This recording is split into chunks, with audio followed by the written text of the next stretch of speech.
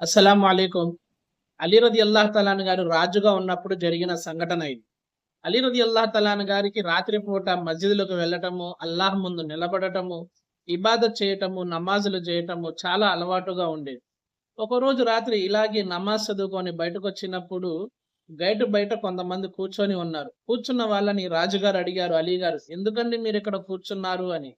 కూర్చున్న వాళ్ళన్నారు, "మీ రక్షణ కోసం కూర్చున్నాము" అన్నారు. అప్పుడు అలీ రలియల్లాహు తఆలా గారన్నారు, "ఎవరి నుండి రక్షణ? ఆకాశంలో వాళ్ళ నుండా? లేదంటే భూమి మీద ఉన్న వాళ్ళ నుండా?" అని. అప్పుడు వాళ్ళన్నారు, "భూమి మీద ఉన్న వాళ్ళ నుండి రక్షణ కోసము రాజుగారు" అన్నారు.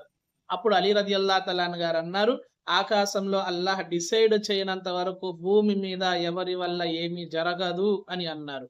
నిజంగా సోదరులారా, అల్లాహ్ మీద నమ్మకము, విశ్వాసము ఉన్నంత వరకు మనము ఎంత మంచి జరిగినా, ఎంత చెడు జరిగినా, నష్టం వచ్చినా, కష్టం వచ్చినా అల్లాహ్ మీద నమ్మకం ఉన్నంత వరకు మనకి అల్లాహ్ మీద ప్రేమ అనేది రాదు. అల్లాహ్ నుండి మదద్ అనేది రాదు.